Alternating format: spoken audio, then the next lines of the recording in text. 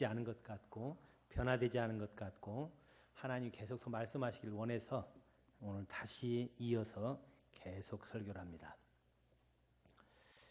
하나님의 지혜가 필요합니다. 굉장히 지금 이 설교를 하기가 어려운 그런 설교입니다. 제가 이렇게 목사님들한테 할 때도 오랜 동안 같이 나누는 그런 말씀인데 오늘 마쳐지고 다음 주 이어서 또 계속 진도가 좀 나갔으면 좋겠습니다. 한번 기도할까요? 하나님 아버지, 진리의 성령께서 오셔서 우리를 진리 가운데로 인도하여 주시옵소서.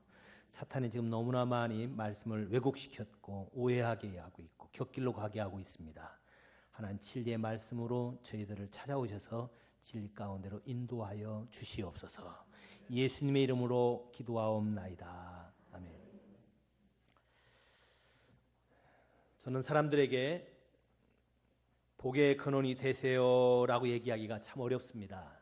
또 복 받으세요라고 얘기하기도 참 조심스럽습니다. 왜냐하면 복에 대한 개념이 오해가 되어 있기 때문입니다.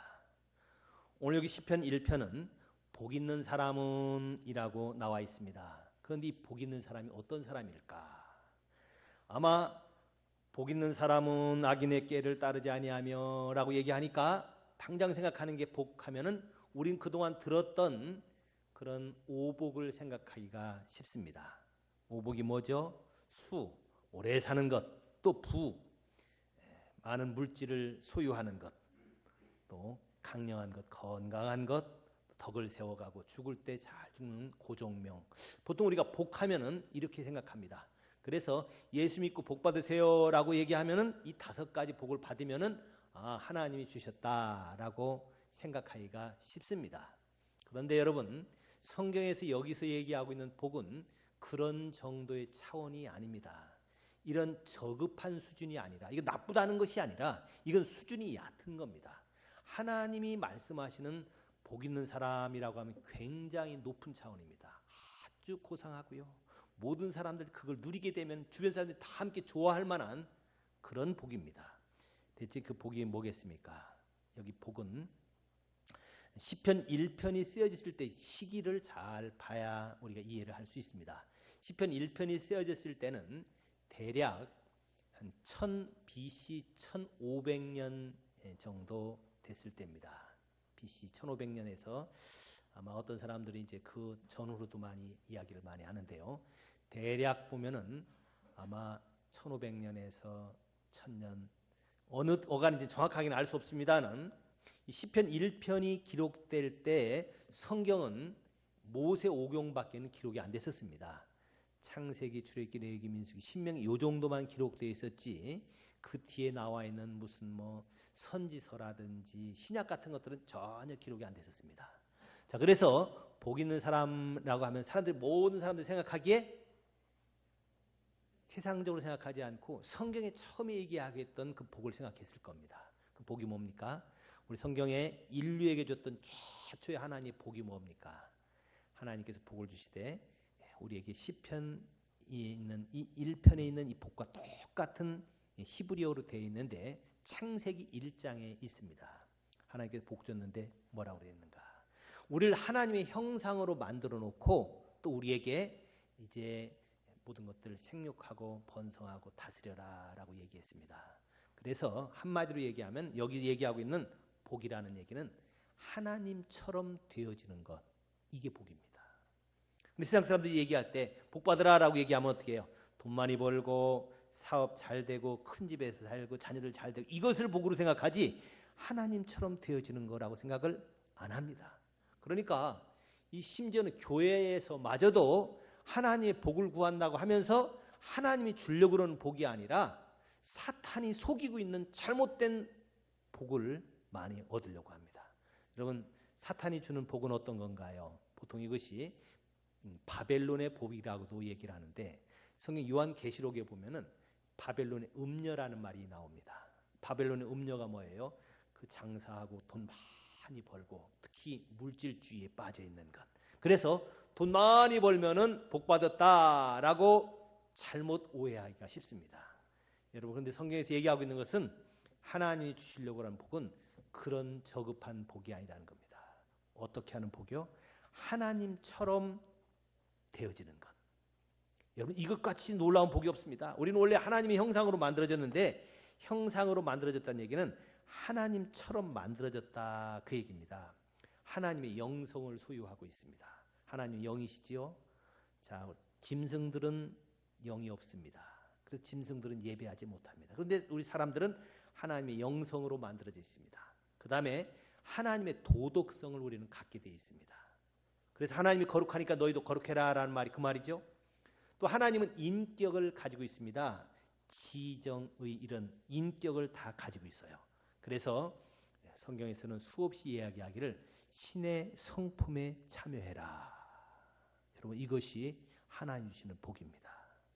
신의 성품에 참여하고 신의 성품을 갖게 되고 또 마음도 그분의 마음을 갖는 것. 너희 안에 이 마음을 품으라 곧 그것이 예수의 마음이니 라는 것처럼 예수님 마음을 갖고 예수님의 성품을 갖고 또 그 성품과 함께 이런 모든 것들이 다 갖춰지는 생명을 함께 소유하는 것. 이것이 바로 하나님이 우리에게 주시려고 하는 복입니다. 그런데 사람들은 이것을 잘 모르기 때문에 교회에 나오면서도 신앙생활을 잘하는 것은 자기의 욕심을 하나님께서 채워주는 것이 이 복받은 줄로 오해를 해요. 자신의 욕망을 하나님이 주시는 무슨 축복이나 비전으로 오해를 해가지고 교회 와서 열심히 신앙생활하고 헌금하고 봉사하고 나면 내가 가지고 있는 이 욕심을 하나님께서 잘 채워주는 것이 복준 걸로 오해를 하는 경우가 있습니다. 여러분 만약에 그렇게 자신의 이런 욕심을 채워주는 것이 신앙의 수단이라고 한다면 여러분 사탄이 주는 것과 뭐가 다르겠습니까? 원래 에덴 동산에서부터 하나님께서는 하나님처럼 되어지는 것이 복이었는데 사탄은 속여가지고 그것 말고 다른 것을 갖게 합니다. 그래서 바로 이것이 곁길입니다. 시편 1편에 그래서 복 있는 사람은 이라고 얘기하면서 복 있는 사람은 어떤 건가? 악인의 꾀를 따르지 않는다. 죄인들의 길에 서지 않는다. 오만한 자의 자리에 앉지 않는다라고 되는데 이것은 실은 전부 다 같은 얘기입니다. 여러분 우리가 다른 사람에게 한번 생전 처음 한 번도 먹어본 적이 없는 사람에게 우리가 망고 과일을 먹고 난 다음에 맛있구나 이거 다른 사람한테 이거 먹어봐 그러면 어때요? 나 안 먹어본 거라 싫어할 수 있잖아요. 그럼 우리가 설명을 할 수 있습니다. 망고 맛이 어떤데 그럼 이거 달고 감하고도 비슷하고 아주 상큼해 이렇게 여러 가지 설명합니다만은 결국 한마디로 얘기해서 이거 맛있어 그 얘기거든요. 그래서 여기 죄인들에게 서지 않는다, 악인들의 꾀를 따르지 않는다, 오만한 자의 자리에 앉지 않는다. 이 한마디로 얘기하면 곁길로 가지 않는 거예요. 그래서 올바른 길로 똑바로 가는 것 이게 복입니다. 여러분 곁길로 가는 것은 복이 아니에요. 하나님이 우리를 원래 불러줬을 때 원래 목적이 뭐였습니까? 하나님의 형상, 하나님처럼 되어지는 것. 이게 복이었거든요. 그런데 사탄은 자꾸 곁다리를 해가지고 다른 것을 자꾸 따라가게 합니다. 돈을 따라가게 하고 명예를 따라가게 하고 쾌락을 따라가게 하고 이것이 원래 처음 옛날 바벨탑 사건 때부터 나왔던 죄입니다. 그런데 이 죄가 워낙 크기 때문에 이걸 죄인 줄 모르고 있는 세상이에요. 심지어는 교회 안에서마저도 하나님께 복받았다라고 얘기하면은 봐라 아브라함도 318명 직원 거느렸고 재산이 많았지 않느냐. 봐라 하나님께서 복 줬다. 여러분 아브라함에게 준 복은 그거가 아닙니다. 더 큰 복은 뭐냐면요. 하나님이 아브라함에게 뭐라 그래요? 너는 내 벗이다. 너하고 나하고 정말 통한다. 그래서 서로 이제 하나님을 많이 닮은 거예요. 하나님처럼 많이 변화된 겁니다. 그러니까 그에게 축복을 한 겁니다. 그게 축복이에요. 그래서 아브라함의 재산이 많아졌든 적어졌든 이건 관계없어요. 아브라함이 하나님을 닮고 하나님처럼 되어지면은 이게 참 큰 축복을 받은 겁니다. 그런데 많은 사람들은 오해를 해서 돈 많이 또는 명예 많은 것 가졌으면 그것이 복인 줄로 오해를 해요. 여러분 그게 곁길입니다. 그게 잘못된 길이에요. 심지어는 교회에서 헌금 내면서도 그런 잘못된 복을 받으려고 그러는 이런 기복주의가 있는데 여러분 그것이 바로 사탄이 사람들을 속인 곁길입니다. 잘못된 길이에요. 여러분 한번 보시기 바랍니다.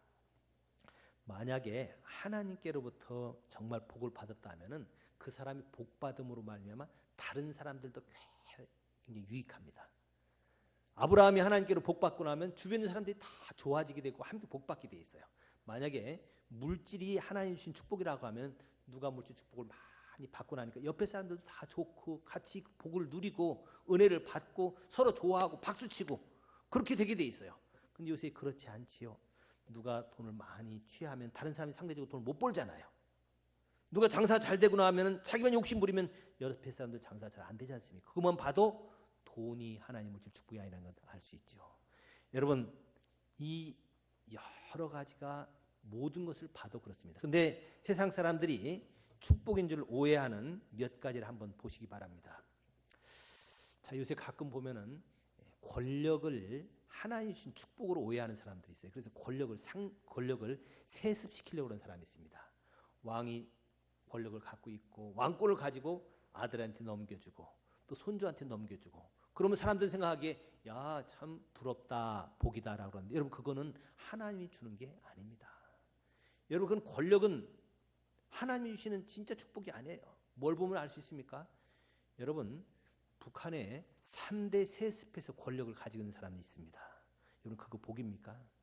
저는 가만히 생각해 보면 우리 김정은 같은 경우는 참 안 됐다. 그 집안에 태어나서 정말 안 된 사람이다. 정말 불쌍한 사람입니다. 그 다음에 돈을 많이 상속받는 사람들 그거 복 아닙니다. 뭘 보면 알 수 있어요. 재벌 자녀들이 행복할 줄 압니까? 그렇지 않습니다. 재벌 자녀들 돈 많이 있지만 행복하지 않습니다. 그리고 그것 때문에 인생 망치는 경우가 얼마나 많은지 몰라요. 저는 우리나라 10대 재벌에 있는 분을 성경을 좀 가르쳤었습니다. 그래서 제가 수없이 얘기했어요. 이 복은 물질은 하나님 주시는 복이 아닙니다. 진짜 복은 하나님을 닮는 것, 하나님처럼 되어지는 것이 복입니다. 그래서 자녀에게 그걸 상속하세요. 하나님처럼 되어지게 하세요. 그랬는데도 아멘 아멘 한데도 속은 안 바뀌었어요.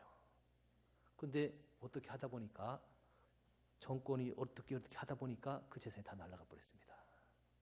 그러고서 지금은 이제 재벌에서 뚝 떨어졌어요. 그래도 돈은 좀 있긴 있습니다. 그랬는데 그 재벌 아들이 명문대학교 경영학과를 나오고 자기는 재벌 또 총수가 돼가지고 잘 할 줄 알았는데 재산의 상당수가 한 99%가 날아가 버리고 나니까 이제는 한 몇백억밖에 없는 것 같아요. 자, 그러고 나니까 옛날 생각해가지고 괴롭다고 하고 술 먹고 마약하고 격길로 가버렸습니다. 여러분 돈이 만약에 정말 하나님 주신 축복이라고 한다면 그 정도만 있어도 괜찮아야 될 뿐만 아니라 돈 더 많았으면 행복합니까? 우리나라 보는 것처럼 우리나라 최고의 재벌 가운데 그 딸이 자살했죠. 또 아들도 또 이혼하지요. 여러분 돈이 하나님 주시는 축복이 아닙니다. 권력이 아닙니다. 그래서 하나님께서는 정말 하나님이 사랑하는 사람들에게 권력을 세습하기를 원치 않습니다. 이스라엘 백성들이 400년 동안의 애굽에서 종노릇했어요. 그걸 건져낸 것이 모세를 통해서 건져냈습니다. 모세는 그 당시 왕과 같은 권세를 가지고 있고 큰 정말 최고의 힘과 능력을 가지고 있었습니다. 그가 지팡이를 때리니 홍해가 갈라지게 됐고 그가 하나님 앞에 기도하면은 40년 동안 먹고 살 수 있는 만나가 하늘로부터 쏟아집니다. 이런 굉장한 능력 있는 사람이에요. 근데 그의 권력이 정말 하나님의 축복이라고 한다면은 모세의 아들들이 이어서 왕처럼 또 해야 됩니다. 근데 하나님께서는 모세에게 그걸 주기를 원치 않습니다. 모세의 뒤를 이어서 지도자 된 게 누굽니까? 여호수아죠. 세습되기를 원치 않습니다. 그 다음에 여호수아가 이스라엘 백성들을 데리고 가나안 땅에 들어갔습니다. 이제는 그 뒤를 이어서 여호수아의 자녀들이 또 될 수 있지요. 근데 아닙니다. 하나님께서는 사사들을 세우셨습니다. 자, 왕권이 세습되지 않습니다. 왜? 그것이 하나님의 축복이 아니기 때문에. 그래서 하나님이 정말 축복하는 집안은요 물질을 계속 주지 않습니다. 왜? 자칫 잘못하면 그거 의지해서 자기들이 하나님처럼 되어지는 축복을 놓칠 수 있기 때문입니다. 여러분 자녀들이 물질 축복 계속 세습받는 거 복인 줄로 알면 안 됩니다. 왕권 계속 받는 것이 복인 줄로 알면 안 됩니다. 이스라엘 백성들은 그거를 몰라가지고 왕을 구했어요. 이방 나라들이 중앙 집권자들이 힘이 세니까 우리도 왕 되면은 좋겠습니다. 왕 주세요. 그랬더니 하나님께서 사무엘을 통해서 뭐라고 합니까? 너를 버리는 것이 아니라 나를 버리는 거다. 실은 이스라엘 백성들이 왕을 구해서, 왕이 뭐가 다릅니까? 사사와 왕이 다른 점이 뭐예요? 사사는 세습되지가 않습니다. 아버지가 사사였다고 두 번째 아들도 사사 되지 않습니다. 근데 왕은 뭐 어때요? 아버지가 왕이니까 그 아들 왕 되고 되지요. 여러분, 왕이 계속되다 보니까 어떻게 됩니까? 정말 능력 있는 사람이 왕 되는 것이 아니라 혈연 때문에만 왕이 또 되는 경우가 많으면, 자기는 그런 힘이 없는데, 그런 능력이 없는데, 그런 지혜가 없는데, 다스릴 수 있는 그런 힘이 없는데 나라를 다스리려고 하니 얼마나 어렵습니까? 여러분, 백부장할 사람 백부장해야지 됩니다. 백부장할 사람이 천부장하면은 그 사람에게 고통입니다. 들 수 있는 것이 10kg밖에 못 드는 사람에게 100kg 들으라고 그러면 얼마나 고역입니까? 여러분, 그래서 세습되어지는 것 절대로 물질적인 축복 아니라는 거 알 수 있겠죠? 우리 가끔 보면은, 제가 목사님들 세미나 할 때 그래요. 목사들이 자기 교회 세습하는 것만큼 어리석은 게 없다. 왕도 세습하면 안 된다는 것을 아는데, 경쟁력이 없다는 걸 아는데 어떻게 목사가 자기 아들이기 때문에 그 교회를 또 맡아서 한다? 그것만큼 바보가 어딨냐? 이건 꼭 뭐와 같자면은, 아버지가 축구 선수였기 때문에, 국가대표였기 때문에 아들도 무조건 국가대표 축구 선수가 돼야 된다. 그 나라 축구팀 어떻겠습니까? 형편없겠죠. 그래서 재벌들도 마찬가지입니다.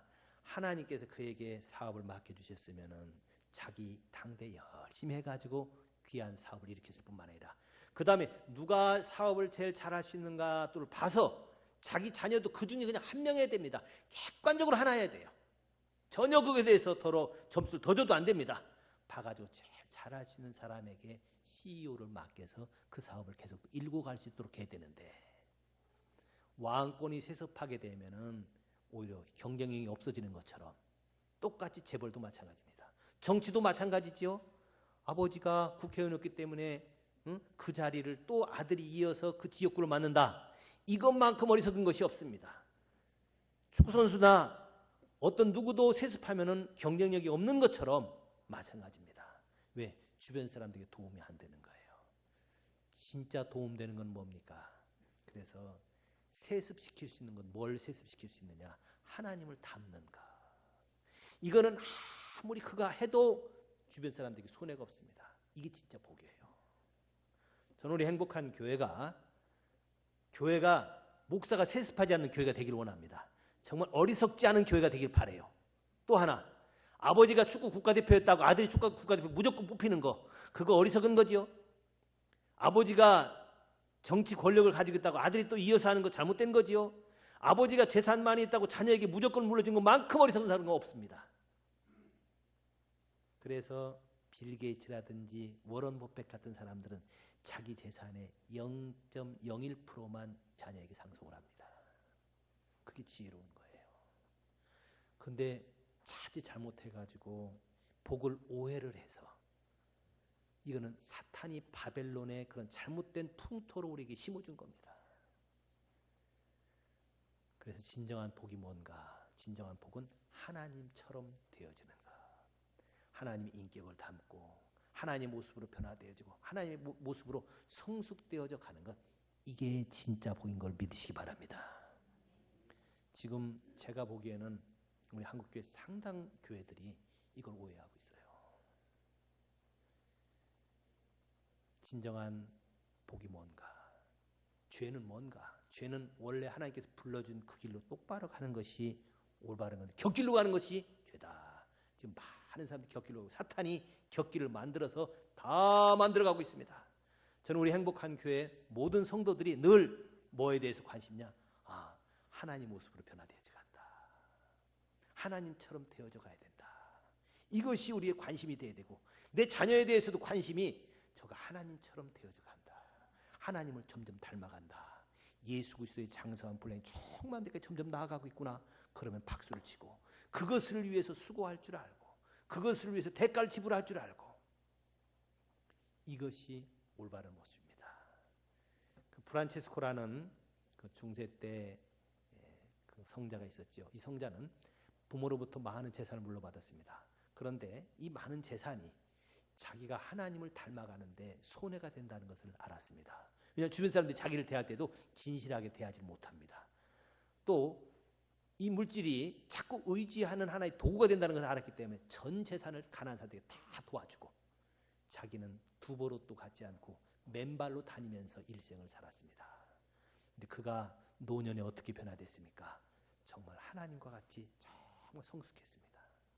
그래서 그가 설교하면은 새들도 몰려들어가지고 같이 은혜를 받았다고 그러잖아요. 여러분, 여러 도시들 이름이 그 샌프란시스코가 있습니다.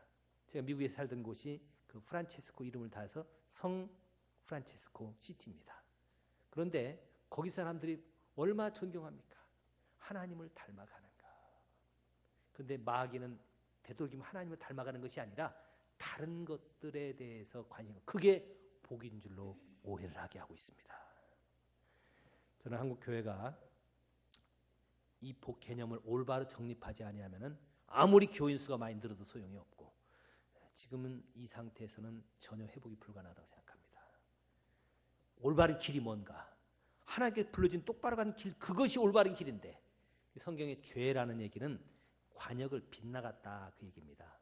곁길로 갔다 그 얘기예요. 지금 곁길로 가버렸어요. 여러분, 윤리적으로 그저 법을 좀 지키는 것, 그거 정도가 아닙니다. 여러분, 곁길로 가가지고 자녀가 가출해가지고 바깥에 나가서 착한 일 할 수 있습니다. 가출해가지고 부모님 마음을 막 아프게 하면서 부모님 가슴에 못을 박으면서 친구들 맛있는 거 사주고 같이 도와주고 고아원 방문하고, 그게 올바른 거겠습니까? 올바른 길을 가는 것. 그래서 하나님이 주시는 축복은 올바른 길로 가는 거다. 그래서 시편 1편에 있는 것은 복 있는 사람은 어떤 거냐? 악인의 꾀 따르지 않고 죄인의 길에 서지 않고 오만한 자의 자리에 앉고 올바로 똑바로 가는 길이다. 똑바로 가는 게 뭐냐? 신의 성품에 참여하는 것, 하나님처럼 되어지는 것. 이것이 처음 창세기에서부터 줬던 축복입니다. 자, 그런 사람들은 어떻게 됩니까? 뛰어넘고 3절 봅니다. 그 사람은 시냇가에 심은 나무가 철을 따라 열매를 맺고 그 잎사귀가 마르지 아니하면 그 하는 모든 일이 다 형통케 되어진다. 여러분, 하나님께서 정해놓은 그 길로 가는 사람들은 다 형통케 되어집니다. 누가 어떻게 하더라도, 아무리 막으려고 하더라도 오히려 이 풍랑이 인해서 더 빨리 간다고, 오히려 더 형통케 되어지게 되어 있습니다. 옆에 사람들이 고난을 줍니다. 옆에 사람들이 핍박합니다. 그럼 그 핍박을 통해서 더 하나님을 더 닮게 되어 있고 더 성숙하게 되어 있고, 실은 그렇게 하게 되면은 그의 나라와 의를 구할 때 이 모든 것도 다 더하십니다. 할렐루야. 이 모든 것 더하세요. 저 인생을 가만히 보니까 제가 이거를 알고 나서, 하나님 준 복은 내가 하나님처럼 되어지는 거다. 내가 하나님의 형상을 회복하는 거다 라는 것을 알고 가니까 제가 보기에는 상당히 형통케 되어진 것 같아요. 제 신학교 동기들이 저를 두고 얘기를 많이 합니다. 강 목사는 참 목회하는데 형통케 되어지는 것 같아. 많은 사람들이 부러워합니다. 제가 가지고 있는 돈인가요? 아닙니다. 저 돈 별로 없죠. 무슨 돈이 있습니까? 제가 무슨 큰 권력이 있습니까? 없습니다. 그런 것도 없습니다. 그런데도 가만히 보면은 형통케 되어지는 것 같다 그래요. 뭘 보면 더 잘하는가? 주변에 있는 사람들이 제가 받은 복에 대해서 그렇게 질투하지 않습니다. 제가 가지고 있는 복 질투한 사람이 있나요? 없어요. 제가 성경 공부하고 어떤 때는 전도하고 또 성경 가리키고 멀리 다니면서 어떤 때는 힘들게 다니면서 하는 거 질투한 사람 한 명도 없어요. 오히려 그거 가지고 참 박수하고 같이 격려해주고 또 그렇게 합니다. 여러분, 하나님 복은 그런 거 아니겠습니까? 이거는 뭐 제로섬 게임이라고 그러죠. 내가 많이 얻었기 때문에 저 사람 못 얻는 거, 그거 아니에요. 내가 하나님 많이 사랑해도 모든 사람도 하나님 다 사랑할 수 있고, 내가 하나님을 경외하는 것만큼 누구든지 다 할 수 있는 거지. 내가 많이 하나님 사랑했기 때문에 다른 사람들은 사랑할 게 없어지고, 그거 없죠. 이게 진짜 복이에요. 그래서 하는 일이 다 형통케 되어진다는 것. 그래서 똑바른 길로 가면은 형통케 되어진다. 그런데 4절에는 악인들은 그렇지 아니하며 오직 바람에 나는 겨와 같다. 올바른 길로 가지 않고 다른 것을 따라가는 사람은요, 바람에 나는 겨와 같다고 합니다. 여러분, 권력을 추구했던 사람들, 우리나라도 보세요. 권력을 추구했던 사람들 어떻게 되어지나. 저는 그래서 이제 우리나라 대통령도 끝난 다음에 감옥들 안 가는 나라가 정말 되길 바랍니다. 그래서 이제 감옥들 안 가는 나라가 됐으면 좋겠고, 존경받는 것. 이상하게 전임까지는요, 지금 박근혜 대통령 전까지는 대통령 되고 난 다음에 자기는 감옥에 안 가더라도 아들들이 가거나 거의 그랬습니다. 박근혜 대통령은 안 갈 것 같아요. 아들이 없으니까 아마 갈 것도 없고, 정말 그렇게 잘 되기를 바랍니다. 여러분, 그것만 봐도 권력이 하나님 주신 복만은 아니라는 걸 알 수 있잖아요. 하나님의 일을 할 수 있는 하나의 도구로 주어진 것이지 그것 자체가 복이 아닙니다. 여러분, 만약에 물질이 정말 하나님 주신 복이라고 한다면 물질 많이 가지고 있으면 전부 다 천국 가야 되고, 물질 많이 가지고 있으면 전부 다 하나님 인격으로 변화되어야 되는데 그렇지 않잖아요. 오히려 그것 의지해서 곁길로 가는 경우가 너무나 많습니다. 사탄의 속으면 안 되죠. 악인은 그렇지 않으니 바람이 나는 겨와 같다. 바람이 나는 겨가 어떤 거예요? 알곡과 겨를 구분합니다. 쭉정입니다. 쭉정이. 바람 기배로 이제 타작할 때 다 바람 불어서 쭉정이 다 날아가게 해가지고 쭉정이를 모아가지고 다 불에 태워버립니다. 여러분, 곁길로 간 건 다 불에 태워져 버리고 만다는 겁니다. 그러므로 악인들은 심판을 견디지 못한다. 다른 것을 쫓았던 사람들은 다 심판을 견디지 못합니다. 그리고 그런 죄인들은 의인들의 모임에 들지 못합니다. 자, 우리 이것을 성경을 통해서 수없이 많이 보아왔습니다. 그런데 교회 안에 가끔 보면은 느부갓네살 왕 같은 그런 신앙생활을 하는 사람들이 많습니다. 느부갓네살 왕이 어떤 건가요? 원래 바벨론에 큰 세계 최고의 권력을 가지고 있는 힘 있는 사람이었습니다. 자, 느부갓네살 왕이 다니엘 같은 사람들을 노예로 끌고 가서 자기가 부렸습니다. 그런데 다니엘을 가만히 보니까 하나님이 함께 하시잖아요. 그래서 느부갓네살 왕이 이거 아니구나. 내가 믿었던 것 잘못된 거구나. 우상 숭배하면 안 되겠구나. 해가지고 칙령을 내립니다. 우상 숭배하지 마. 다른 거 절하지 말아라. 그랬는데 몇 년 지나고 나니까 어때요? 자기가 금신상을 만들어 놓고 거기다 절하게 만들죠. 그 사람은 진짜 하나님이 불러준 그 길을 모르는 사람입니다. 그저 무슨 권력이나 주는 그런 하나님께로부터 이런 축복이나 주는 그런 잘못된 하나님으로 오해를 했습니다. 자, 그것이 종교적인 열심이라고 얘기합니다. 제가 보기에는 우리 한국교회 상당히 많은 사람들이 종교적인 열심을 가지고 있어요. 똑바른 길을 가고 있지 않단 말입니다. 곁길로 가고 있고, 심지어는 복 받아라 라고 하면서도 이 올바른 복을 개념을 잘못 알고 있기 때문에 지금 교회들이 이런 큰 어려움을 당하고 있습니다. 그러면 우리가 어떻게 하면은 하나님께서 불러주신 그 참된 복을 올바로 누리면서 살 수 있겠는가? 2절 말씀에 있습니다. 우리 2절 말씀 한번 같이 읽어볼까요? 오직 여호와 율법을 즐거워하여 그 율법을 주야로 묵상하는도다. 자, 복 있는 사람은 특징이요, 하나님의 율법을 즐거워한답니다. 하나님의 말씀을 즐거워하는 겁니다. 왜 그런가요? 온 세상이 하나님 말씀으로 만들어졌고 또 말씀으로 하나님께서 온 세상을 통치하시고 지금 우리도 거듭나는 것이 하나님 말씀으로 거듭나고 말씀에 의해서만 우리가 올바로 보존되어질 수 있기 때문에 하나님 말씀을 사랑하게 되어 있습니다. 자, 그 이유가 바로 말씀의 그 효능 때문인데요. 말씀의 능력인데 우리는 범죄하고 나니까 우리 마음 깊은 곳까지 다 부패돼 버렸습니다. 마음 깊은데 아주 맨 밑에까지 부패돼 버렸어요. 그런데 이 깊이 박혀 있는 잘못된 부패된 마음을 바꿀 수 있는 것은 말씀밖에 없습니다. 말씀은 그 깊은 곳까지 들어갈 수 있습니다. 말씀의 능력이 히브리서 4장 12절에 기록되어 있는데 하나님 말씀은 살았고 운동력이 있어. 이 얘기는 관통하는 능력이 있다 그 얘기입니다. 하나님의 말씀은 관통할 수 있어요. 이거 페네슈레이토라고 보통 얘기를 하는데 원문에는요. 이건 뭐냐면 하나님의 말씀은 관통을 할 수 있어요. 마음 같은 것도 관통을 해버립니다. 그래서 깊은 곳까지 들어가서 하나님의 말씀이 그 마음을 회복시킬 수 있고 말씀을 고칠 수 있고 말씀을 새롭게 만들어낼 수 있습니다.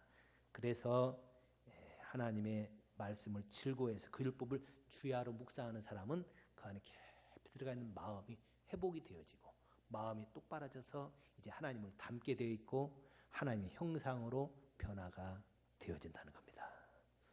저희 행복한 교회는 하나님 말씀이 우리 영혼 깊이 들어가서 우리 영혼을 타치하고 영혼을 새롭게 하고 영혼을 살려서 이제 하나님이 우리에게 뿌려진 씨앗이 잘 열매를 맺고 그래서 여기 있는 것처럼 시절을 쫓아 철을 따라서 열매를 맺고 잎사귀가 마르지 아니함 같고 하는 일이 다 형통케 되어지는 교회가 되기를 바랍니다.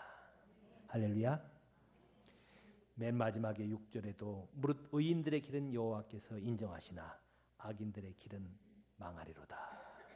하나님이 인정하시는 의인이 어떤 사람이고 똑바른 길을 가는 사람, 하나님의 형상으로 회복되어지고 하나님처럼 되어지는 것은 하나님께 인정합니다. 그러나 그 길이 아닌 다른 어떤 것이든지 다 망하게 되어 있습니다. 자, 이 열매를 맺는 우리 행복한 교회가 되시기를 주님의 이름으로 축원합니다. 기도하겠습니다. 하나님, 우리가 이제 하나님 말씀을 즐거워해서 주야로 그것을 잘 묵상하기를 원합니다. 우리 교회 어떤 권사님으로부터 얘기 들었어요. 무슨 일이 생길 때마다 하나님 말씀이 자꾸 생각난대요. 왜? 암송하고 자꾸 중얼거리고 나니까 그렇게 되더라는 겁니다. 하나님이 축복하는 그런 삶으로 변화되어집니다. 우리 행복한 교회가 이런 교회가 되어지도록 세상 잘못된 복이 아니라 올바른 복을 받는 그런 교회가 되도록 우리 하나님 앞에 한 1분간 기도하십시다. 하나님 아버지, 물질과 명예나 이런 썩어질 것 사탄에게 속아서 잘못된 모조품에 속지 않게 해주시고 하나님 주신 진정한 복을 누릴 수 있는 저희들 다 되게 하여 주시옵소서. 예수님 이름으로 기도하옵나이다. 하나님 아버지, 사탄은 지금 모조품 복을 가지고 많은 사람들을 유혹합니다. 하나님, 그러나 이제 하나님께서 우리에게 가르쳐 주신 참된 복, 곁길로 가지 않는 올바른 길, 하나님의 형상, 하나님처럼 되어지는 것이 참 복이라고 했사오니 이 복을 주 안에서 누리게 하여 주시옵소서. 예수님의 이름으로 기도하옵나이다. 아멘. 이제 성찬식을 거행하도록 하겠습니다. 성찬식 찬송가 149장 우리 부르면서 우리 장로님들 나와서 성찬식 도우시기 바랍니다. 149장.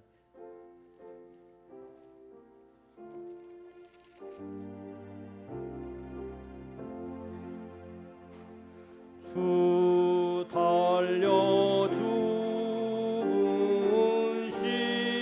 십자가 우리가 생각할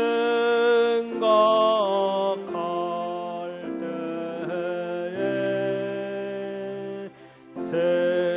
세상에 속한 욕심을 헛된 줄 알고 버리네. 2절만 부릅니다. 죽으신 구주 밖에는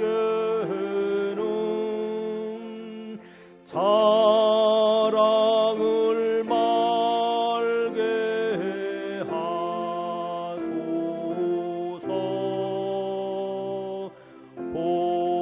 보혈의 공로 힘입어 교만한 마음을 버리네.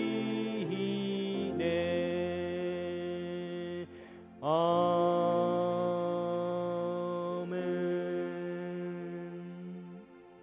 기도하겠습니다. 예수께서 식후에 잔을 가지사 축사하신 후에 제자들에게 주시며 가라사대 이 잔은 나의 피로 세운 새 언약이니 이것을 행하여 마실 때마다 나를 기념하라. 하나님 아버지, 감사합니다. 내 살을 먹고 내 피를 마시는 자는 영생을 가졌고 마지막 날에 내가 그를 다시